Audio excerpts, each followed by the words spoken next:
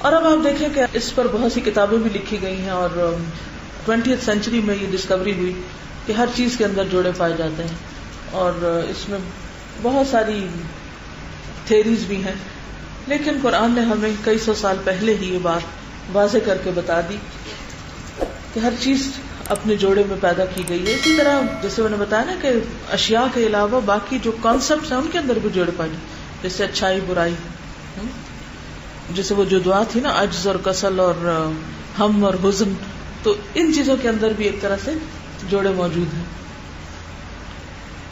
وآیۃ لہم اللیل، اور ایک نشانی ان کے لیے رات ہے. رات بھی نشانی اللہ کی نشانیوں میں سے. نسلخ منہ النہار، ہم کھینچ لیتے ہیں اس سے دن کو، دن کا پردہ اس سے ہٹا دیتے ہیں. اور اس میں آپ نے دیکھا ہوگا کہ کس طرح آہستہ آہستہ آہستہ آہستہ روشنی سمٹ جاتی اور رات کی چادر چھائی جاتی. فَإِذَا هُمْ مُظْلِمُونَ، پھر جب وہ تاریکی میں چلے جاتے ہیں، اندھیرے میں آ جاتے ہیں. ایک دوسری جگہ پر آتا ہے یغشی اللیل النہار، رات کو دن سے ڈھانک دیتا ہے. یطلبہ حثیثا، یہ سب کیسے ہوتا ہے؟ رات کیسے آتی ہے اور دن کیسے آتا ہے؟ کچھ پتا ہے آپ کو؟ کیا پڑھا آپ نے سائنس میں؟ رات اور دن کا نظام کیا ہے؟ ارتھ ریوالو کرتی، اور پھر جو حصہ سورج کے سامنے ہوتا ہے وہ دن ہو جاتا ہے، اور جو پھر گھوم کے دوسری طرف چلا جاتا ہے. تو اس میں آپ دیکھیے کہ نسلخ منہ النہار، جیسے کوئی اس سے ہٹا رہا ہو، یعنی جب وہ گھوم جاتی ہے تو اتنے حصے کی روشنی چلتی چلی جاتی. سلخ کہتے ہیں جانور کی کھال کھینچنے. یہ بھی اللہ کی قدرت کی نشانی. والشمس تجری لمستقر لها، اور سورج دوڑ رہا ہے اپنے مستقر کی طرف. مستقر کا لفظی معنی قرارگاہ ہوتا ہے، ٹھکانہ. وہ کیا ہے مستقر؟ اس کے بارے میں کئی ایک آراء پائی جاتی ہیں کہ سورج کا ٹھکانہ کون سا ہے کہ جس کی طرف وہ دوڑتا رہتا ہے. تو ایک رائے یہ ہے کہ جہاں سے اس کی حرکت کا آغاز ہوا تھا وہیں جا کر وہ رکتا ہے، اور پھر اس کے بعد دوبارہ چل پڑتا ہے، اور جب تک اللہ کا حکم ہے وہ اسی طرح گھومتا رہے گا. اس سے کیا بات پتہ چلتی کہ سورج جو ہے وہ اسٹیشنری نہیں ہے، ایک جگہ رکا ہوا نہیں ہے، بلکہ سورج کیا ہے؟ تجری، چل رہا ہے، دوڑ رہا ہے. لمستقر لہا، تو مستقر کیا مانا وہ مستقر کا؟ جس نقطے سے آغاز ہوا اور جس پر اس کا ایک سائیکل مکمل ہوتا ہے یا ایک دورہ مکمل ہوتا ہے، تو وہ جہاں سے چلا تھا وہ اس کا مستقر ہے، وہاں تک جاتا ہے پھر آگے بڑھتا. اس کے بارے میں ایک حدیث بھی آتی ہے. حضرت ابو ذر غفاری فرماتے ہیں کہ مجھ سے رسول اللہ صلی اللہ علیہ وسلم نے پوچھا کہ جانتے ہو یہ سورج کہاں جاتا ہے، اس کا مستقر کیا ہے؟ میں نے کہا اللہ اور اس کا رسول بہتر جانتا ہے. فرمایا سورج جاتا ہے اور عرش کے نیچے جا کر سجدہ ریز ہو جاتا ہے، پھر اسے طلوع ہونے کا حکم دے دیا جاتا ہے، اور ایک وقت آئے گا جب اسے کہا جائے گا کہ واپس چلے جاؤ. یعنی دائرے میں گھوم کر واپس نکلنے کی بجائے کیا کہا جائے گا؟ اس نقطے سے واپس چلے جاؤ جہاں سے آئے ہو. تو اس دن کیا ہوگا؟ پھر سورج مغرب سے طلوع ہوگا، الٹا چلے گا. تو یہ بخاری کی روایت ہے.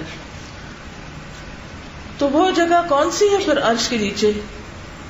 وہ کہا یہ جاتا کہ وہی نقطہ جہاں سے اس نے گھومنا شروع کیا تھا، جس پوائنٹ سے اس کی موومنٹ شروع ہوئی تھی، وہ نقطہ عین عرش کے نیچے ہے.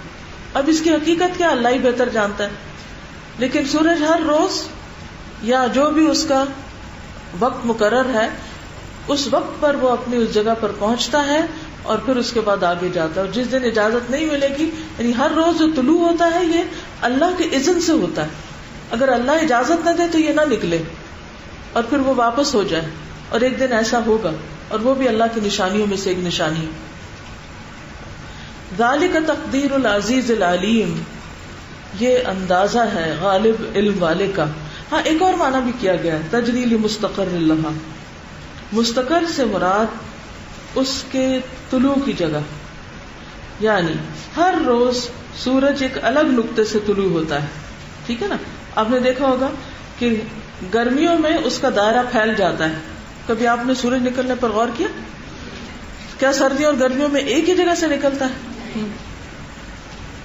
انہوں نے ایک پکچر دیکھی تھی جس میں سورج جہاں سے نکلتا ہے اس کے یعنی کہ جو بھی اس کا مطلع ہے سردیوں سے لے کے گرمیوں تک، تو اس کے ہر پوائنٹ پہ نشان لگایا ہوا تھا کہ کہاں کہاں سے روز نکلتا. آپ کو بتائیے جو الحمرا ہے قرطبہ میں، جو مسلمانوں نے وہ محل بنایا تھا، تو اس میں انہوں نے ہر روز کے سن رائز کے لیے ایک الگ شاید ونڈو تھی یا سوراخ تھا جہاں سے وہ روزانہ ایک نئی جگہ سے روشنی آتی تھی.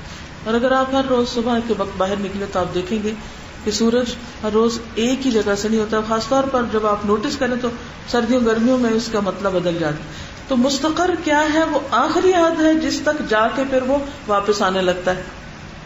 ٹھیک ہے نا؟ یعنی ایک دن اگر یہاں سے نکلا اور دوسرے دن یہاں سے، اب گرمیوں میں جاتے جاتے یہاں تک اگر آ گیا، اس سے آگے نہیں جائے گا کہ مغرب کی طرف چلا جائے اور وہاں سے نکلنے لگے پیچھے سے. نہیں، وہ ایک حد ہے اس کی، یہی اس کا مستقر ہے. تجری لمستقر لہا ذالک تقدیر العزیز العلیم. یہ اللہ کا اندازہ ہے کہ اس نے بس یہاں تک جانا ہے. اور ایک دن ہوتا ہے کہ جہاں سے پھر وہ اگلے دن کیا کرتا ہے؟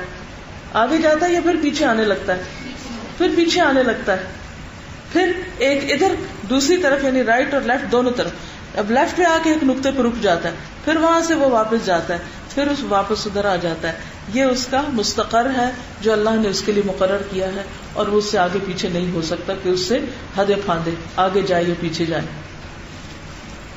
اور پھر یہ بھی ہے کہ قیامت تک اللہ نے اس کا جو چلنے کا اور دوڑنے کا وقت لکھا ہے، بس اس وقت تک وہ دوڑتا رہے گا. جس دن سے وہ پیدا ہوا ہے نا، سورج بنا ہے، اور جس دن سے وہ دوڑ رہا ہے، بس وہ دوڑ ہی رہا ہے، کبھی رکا ہی نہیں. کوئی گاڑی آپ بنائیں، کوئی مشین آپ بنائیں، ہر چیز کو ریسٹ چاہیے، لیکن سورج کہیں ریسٹ نہیں کرتا، کوئی ریسٹنگ پوائنٹ نہیں.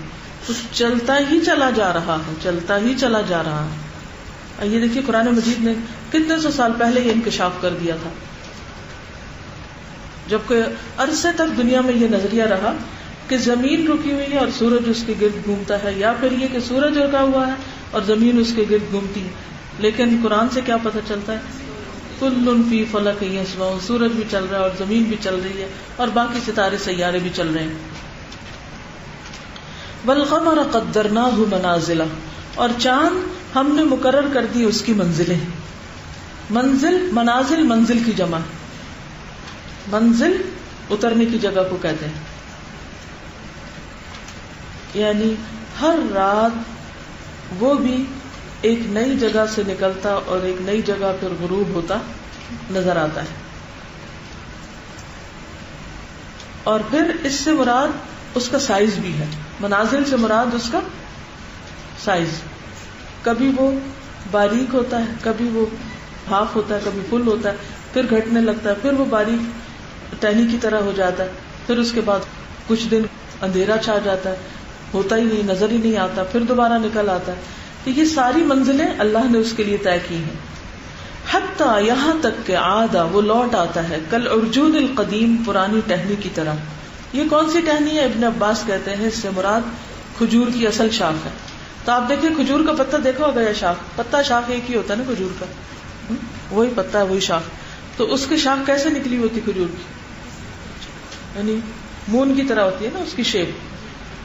تو یہ پہلی رات کا جو مون ہے یا آخری رات کا جو ہے تو اس کی شیپ کی طرف اشارہ ہے. حتی عاد کالعرجون القدیم. لا الشمس ينبغي لها ان تدرك القمر. سورج کے لیے جائز ہی نہیں کہ وہ چاند کو جا پکڑے، حالانکہ سورج اس سے کئی گنا بڑا ہے. کتنا بڑا چاند سے؟ کچھ اندازہ ہے؟ ایک سورج میں کتنے چاند آ سکتے ہیں؟ لاکھوں. یہ چاند اور سورج بظاہر دیکھنے میں کوئی بہت بڑا فرق نظر نہیں آتا، لیکن حقیقت میں سورج کا سائز بہت بڑا ہے. بڑا ہونے کے باوجود بھی وہ چاند کو پکڑ نہیں سکتا کہ وہ اپنا مستقر چینج کر لے اور آگے جاتے جاتے چاند کی حدود میں داخل ہو جائے. وَلَلَّيْلُ سَابِقُ النَّهَارِ. اور نہ رات آگے بڑھنے والی ہے دن سے. یعنی یہ نہیں ہو سکتا کہ دن کی بجائے رات ہی پھیل جائے. وَكُلٌّ فِي فَلَكٍ يَسْبَحُونَ اور سب کے سب ایک مدار میں گردش کر رہے ہیں. کل یعنی سورج، چاند اور اس کے علاوہ باقی سیارے، ستارے. اور کلن سے مراد اگر سورج اور چاند دیا جائے تو بھی کہ ہر ایک کی بادشاہی کا وقت مقرر، ایک وقت سورج نکلتا ہے، ایک وقت چاند. جیسے ہمارے یہاں بھی ہوتا ہے نا، کبھی ایک پارٹی کی حکومت آ جاتی ہے، پھر دوسری کی آتی، پھر پہلی آ جاتی، پھر دوسری آ جاتی، اور یوں ہی چکر چلتا رہتا ہے. تو اسی طرح دن کو سورج آ جاتا ہے، رات کو چاند آ جاتا ہے. ہر ایک اپنے اپنے مدار میں ہے، ہر ایک اپنا اپنا کام کر رہا ہے. کوئی کسی دوسرے کے کام میں انٹرفیئرنس نہیں کر رہا، اور کوئی کسی کو پکڑنے کی کوشش نہیں کرتا اور اس کے پیچھے جانے کی. ہر ایک کا اپنا کام ہے جس کو کر کے وہ خوش ہے، وہ اپنے رب کی اطاعت کر رہا ہے. جبکہ اس کے برعکس انسان کیا کرتا ہے؟ اپنا کام چھوڑ کے دوسرے کے کام میں جھانکنے لگتے ہیں. یعنی کوشش کیا ہوتی ہے کہ اپنے پاس تو جو ہے وہ ہے، لیکن جو کسی اور کے پاس ہے وہ بھی ہم جا پکڑے. لیکن فرمایا کہ سورج ایسا نہیں کرتا، وہ مقرر وقت پر اپنا کام کر رہے ہیں، مقرر جگہ پہ کر رہے ہیں، اپنے اپنے دائرے میں گھوم رہے ہیں. اسی لیے ان میں ٹکراؤ نہیں ہے، جبکہ ہمارے ہاں ہر وقت ٹکراؤ. اور یہ جو فلک کا لفظ ہے نا، فلک عربی میں کشتی کو کہتے ہیں، اور اس سے مراد ستاروں کی گزرگاہیں. تو ستاروں کا جو آربٹ ہوتا ہے اگر آپ دیکھیں تو اس کی شکل کیسے ہوتی ہے؟ جیسے کشتی ہوتی ہے نا، اس سے ملتی جلتی. تو گویا زمین، سورج، چاند سب کا مدار مقرر ہے. سورج رب کے حکم سے نکلتا ہے، سورج رب کے آگے سجدہ کرتا ہے. سارے اپنے اپنے کام میں لگے ہوئے ہیں، کوئی کسی سے آگے نہیں نکلنے کی کوشش کرتا. ہر ایک اپنی ذمہ داری پوری کر رہا ہے، اور ہر ایک مسلسل گردش میں ہے. کل فی فلک یسبحون، تیر رہے ہیں تیر رہے ہیں. یسبحون سبح کا لفظ جو ہے نا، یہ ہوا میں اڑنے اور پانی میں تیرنے دونوں کے لیے آتا ہے، یعنی تیزی سے جانا. تو وہ اپنے اپنے فضا میں اپنے اپنے علاقے میں گھوم رہے ہیں.